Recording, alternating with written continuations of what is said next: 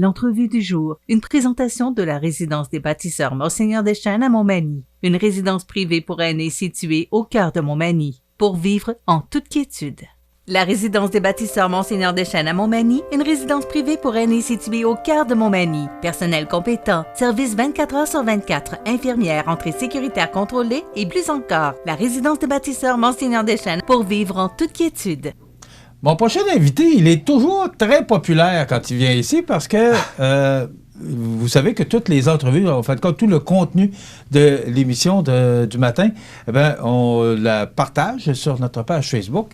Et c'est une des chroniques, pas des chroniques, mais des entrevues très populaires parce qu'il y a beaucoup de golfeurs dans la région qui ont de l'intérêt à écouter ce que tu as à nous dire. Christian Dionne, directeur général du Club de golf Montmagny, bonjour. Bien, bonjour Michel. Merci de m'avoir invité. Oui, merci d'être là. Merci parce que tu as des bonnes nouvelles à nous annoncer. Puis ça fait du bien parce que, on se le disait avant l'entrevue, c'est qu'on peut pas... Il n'y a pas grand-chose à faire actuellement parce qu'il n'y a pas grand-chose de permis. Ouais. Mais on peut jouer au golf. Oui. Alors, heureusement. Ça, c'est une bonne nouvelle. Oui, c'est une bonne nouvelle. Parce que comme on a eu peur, là, parce que là, le port du masque au golf, là, il y en a plusieurs qui disaient non, moi, je ne porterai pas un masque pour aller jouer au golf. Là, mais quand même. Parle-nous, Christian, c'est quoi les restrictions par rapport à la santé publique, excuse-moi. Les mesures sont sensiblement les mêmes que l'an dernier. Là. C'est sûr qu'il y a quelques semaines, là, lorsqu'on parlait du port du masque obligatoire pour jouer, là, ça a fait sursauter un peu tout le monde. À raison. Ça a fait reculer le gouvernement aussi. Oui, à raison, parce qu'à quelque part, tu te dis, sur un terrain de golf, à l'étendue qu'un terrain a, c'est facilement possible de garder 2 mètres, 3 mètres, puis 4 mètres avec tes compagnons de jeu. Là. C'est très facile. Donc, le port du masque, c'est ça, le gouvernement a reculé sur cet aspect-là. Donc, à l'extérieur, quand tu es capable de conserver le 2 mètres, donc, le port du masque n'est pas requis à ce moment-là. Mais les mesures sanitaires, quand tu rentres à l'intérieur, si tu as à payer à la boutique pour un droit de jeu ou une location de voiture, c'est sûr, c'est le désinfectage des mains. Et le port du masque à l'intérieur, c'est bien certain. Là, ça, c'est les mêmes mesures que dans n'importe quel commerce ou n'importe quel endroit là, que tu vas visiter. Sinon, dans les voiturettes de golf, parce que moi, j'ai vu ça l'an passé, là, plusieurs avaient installé un plexiglas. Le plexiglas, le séparateur. Le séparateur est toujours de mise quand c'est pas des gens qui sont à la même adresse. La règle continue cette année? C'est ça. Oui, toujours. Puis même en plus de ça, le séparateur étant là, les gens qui sont pas à la même adresse, à l'intérieur du kart, devraient aussi porter le masque, même si ils sont séparés par un séparateur. OK. Ça, c'est ça aussi qui est... Et là, cette année, la température aidant, parce qu'on n'a pas eu un hiver très difficile, moi, ce que j'ai eu comme commentaire, j'ai pas eu le temps d'y aller encore, mais ce qu'on m'a dit, c'est que le terrain est magnifique, les verts sont très beaux. Très beau. Alors, c'était un hiver pour les clubs de golf. Oui, effectivement. Ça n'a pas été un hiver si difficile que ça en frais de température. L'année passée, ça avait été les verts étaient plus brisés. Beaucoup de dommages au niveau des verts l'an passé. Fait que là, à ce moment-là, c'est la reprise qui peut être longue, dépendamment du printemps que tu as. Puis ça amène les gars de terrain à faire beaucoup d'interventions au niveau des verts. Et c'est ça qui amène des coûts supplémentaires aussi, puis ça peut s'étirer. Mais là, cette année, on a un hiver pour nous, pour les clubs de golf, et les verts, et ça, je pense que c'est probablement 98-99% des terrains à la grandeur du Québec, ils sont beaux présentement. Donc, c'est le temps de sortir golfer, là. Je salue Jean Mainville et son équipe. Oui. Parce qu'ils font du bon travail. Oh oui, puis c'est pas un travail toujours évident. T'es toujours à la merci de la nature, t'es toujours à merci de Jean, il va toujours surveiller la température qu'il fait, puis à long terme, puis pour préparer les interventions qu'il va faire. Puis durant l'hiver, il est toujours attentif aux conditions météo, puis il va aller voir ses vers durant l'hiver, durant le printemps, comment ça réagit, comment ça se comporte en dessous de la glace, en dessous de la neige. Donc ça, en soi, c'est un travail qui se fait... On voit juste ce qui se passe l'été, mais c'est un travail qui dure 12 mois par année. Est-ce que vous mettez... J'avais déjà vu ça, une toile sur chacun des verres, ou si c'est à l'air libre? Nous, il est à l'air libre. Okay. C'est vraiment la météo qui va... C'est la neige qui va vraiment l'isoler. Mais dépendamment des moyens, des budgets de chacun des clubs, des clubs vont faire l'achat de toiles, dépendamment. Comme je vous ai dit, ça dépend toujours des moyens, puis des des choix que chaque club vont faire pour entretenir leur Vous n'avez pas trouvé nécessaire d'obliger de vos mineurs de c'est toile? un gros investissement. C'est certain que c'est un gros investissement. Il faut penser qu'il faut entreposer ces fameuses toiles-là quand on n'en a pas besoin. Puis quand on les installe, ça prend de la main-d'œuvre.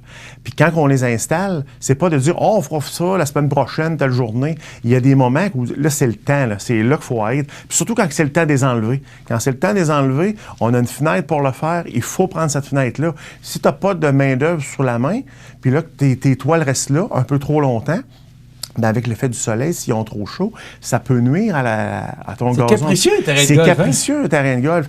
Donc, il y a beaucoup de choses qui rentrent en ligne de compte là-dessus. Puis comme je te dis, c'est un très gros investissement à faire au départ. Puis une toile d'hiver, ça n'a pas une durée de vie éternelle aussi. Il faut voir à renouveler ça d'année en année, parce que veut pas, quand on les enlève, avec la manutention, la glace, ces choses-là, ça peut briser aussi, là. Fait que faut... c'est des questions à se poser, puis c'est toute une gymnastique de réfléchir à tout ça. Christian, on a ouvert beaucoup plus tôt cette année. Normalement, c'est toujours les premiers jours du mois de mai. Là, on serait là-dedans. Là. Ouais. On serait là. Alors que là, vous avez ouvert, ça fait quoi, 3 semaines? 2 semaines et demie. Ça va faire 3 semaines vendredi, en fait. On a ouvert le 16 avril. Donc, c'est très tôt. Donc, pour les golfeurs, écoute, d'avoir 2-3 semaines de plus sur... quand tu es membre, c'est intéressant, parce que c'est des rondes de plus au bout de la saison. OK. Et ça a l'air de quoi? Parce que c'est quand même tôt, là, pour... est-ce que on parlait des verts, mais est-ce que le terrain... écoute, le terrain, on est en avance. Écoute, on a déjà commencé la semaine passée, on fertilisait déjà les allées. Déjà, on est en avance sur les autres années. Écoute, puis le terrain est déjà beau, là. Compte tenu qu'on est très tôt, on est seulement que les premières journées de mai, puis déjà là, on a des très bons commentaires. Mais comme je te dis, Michel, je pense qu'à la grandeur du Québec, je pense que c'est un peu le constat qui se fait un peu partout, là. Et merci, parce qu'à un moment donné, bon, vous avez connu vos moments difficiles. Oui. Et là, ben, l'année passée, pandémie, là, c'est les hivers qui sont difficiles. Moi, ce que je veux te parler, parce qu'il y a des grands changements cette année, c'est que vous avez décidé de changer la boutique du golf, que vous avez maintenant transférée à l'intérieur du chalet. Explique-nous exactement ce qu'il y en a. Dans le fond, c'est qu'on a décidé de relocaliser la boutique. Le pourquoi étant que d'où on était, bien, c'est sûr que où les gens se stationnent, c'est sûr que c'était le premier endroit, c'est la première porte que tu voyais, c'était là. Mais on n'a pas une vue d'ensemble sur l'ensemble du terrain. Pour vous autres? Pour nous, pour nous, les gens qui travaillons du côté de la boutique. Puis ce qu'on voulait faire aussi, c'est d'être capable d'offrir, de faire le travail avec nécessairement le moins de monde possible. C'est-à-dire pas obligé, dans les grosses périodes achalandées, d'avoir un préposé au départ et d'avoir quelqu'un à la boutique. Tu peux avoir quelqu'un dans la boutique qui va superviser la totalité, pratiquement, des activités du club. Parce qu'il y a une vue d'ensemble. Il y a une vue d'ensemble. On a une vue sur le 1, sur le verre de pratique, mais on a une vue sur le départ du 1, sur le verre du 9 et sur le départ du 10. Donc, on est capable de contrôler les gens qui passent entre les deux 9. On est capable de faire partir les gens au départ du 1. Puis, on voit aussi qui est arrivé, puis tout ça. Parce que où on était anciennement, un membre pouvait décider de passer en avant de la boutique, aller au verre de pratique, puis de la boutique, on ne voyait même pas le verre de pratique. Fait qu'on se disait, Michel, es-tu arrivé? Ben, je sais pas, là, il fallait sortir pour voir. Ah, oui, il est là. Ça a toujours bien fonctionné quand même, mais le fait de le relocaliser où on est maintenant va nous permettre de travailler des fois avec seulement un employé. On va être capable de tout gérer. Autant les téléphones, les départs, que de faire payer les gens à la boutique. C'est un coin du chalet qui était quasi inutilisé. Il y avait une télévision là pour se reposer. Là, c'est ça. Il y avait un petit salon, mais dans le fond, le petit salon, on va le faire ailleurs quand on aura le droit de l'autre côté. Là. La partie du bar, il y a quand même une partie qui va être exploitée en bar, là, quand on aura la permission d'opérer le bar. Là. Mais pour le moment, ce coin-là, c'était pas un coin où il était super utilisé. Fait qu'on l'a délimité. C'est vraiment fermé par un mur. C'est tout vitré à l'intérieur. Les gens font le saut parce que je pense qu'il y en a qui pensaient qu'on allait mettre quelque part avant, puis quelques paravents, puis ça allait délimiter la boutique. Non. On a fait quelque chose de vraiment bien, là. Fait que quand tu arrives, là, tu rentres, mais là, c'est sûr qu'on fait voyager les gens par le bout du chalet pour le moment parce que les travaux extérieurs ne sont pas finis. Il reste l'asphaltage à faire et faire... fédir l'air de circulation en avant.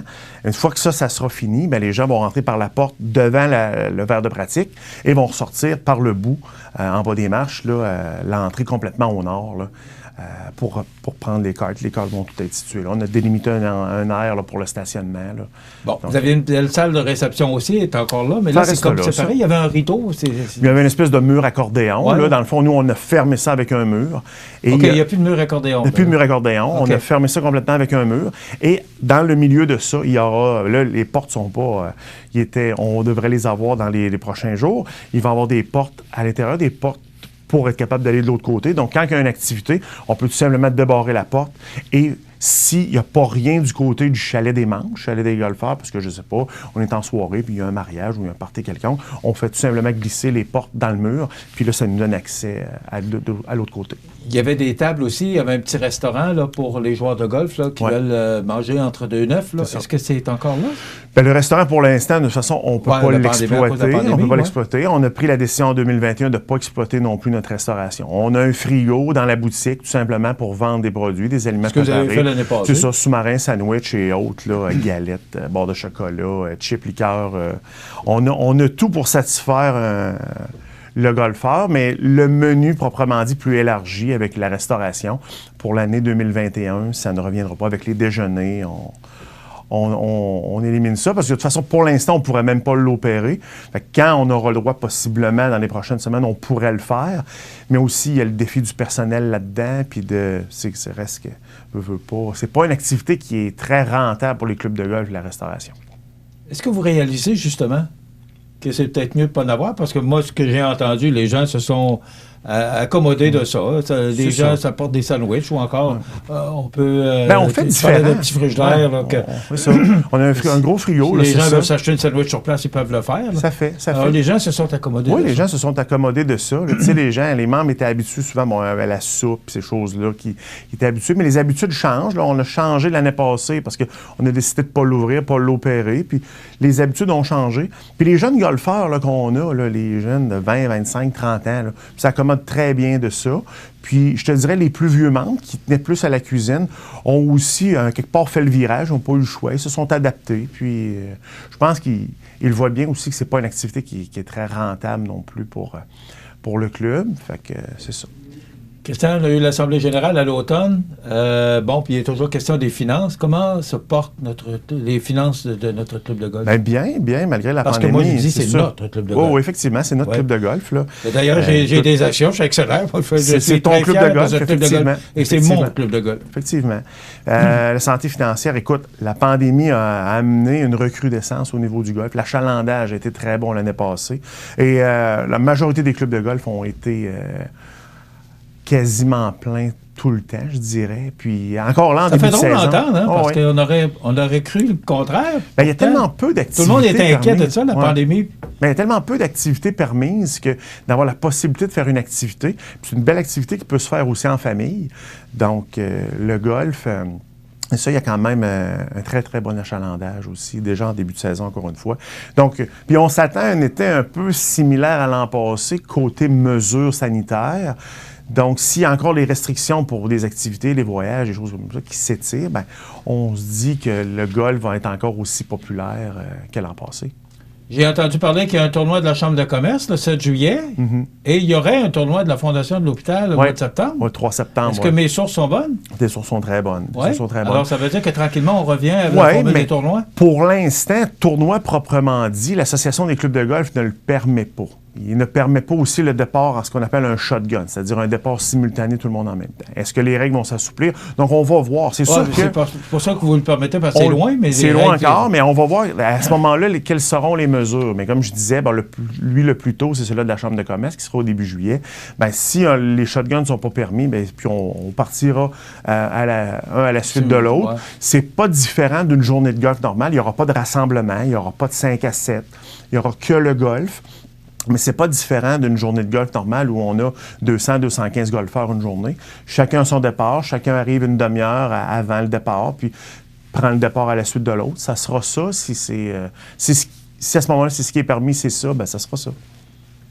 On va te souhaiter une belle saison. Merci, Michel. Et une belle saison à tous nos golfeurs. Oui. J'ai bien hâte d'aller sur le départ, moi aussi. J'espère bien te voir bientôt. Oui. Alors, merci beaucoup, Christian. Merci, Michel. Et bonne saison à tout le monde. Merci. Voilà, Christian Dionne, qui est directeur général du Club de golf Montmagny. On s'arrête dans quelques instants. José Soucy et les commentaires sur l'actualité. L'entrevue du jour, une présentation de la résidence des bâtisseurs Monseigneur Deschênes à Montmagny, une résidence privée pour aînés située au cœur de Montmagny, pour vivre en toute quiétude.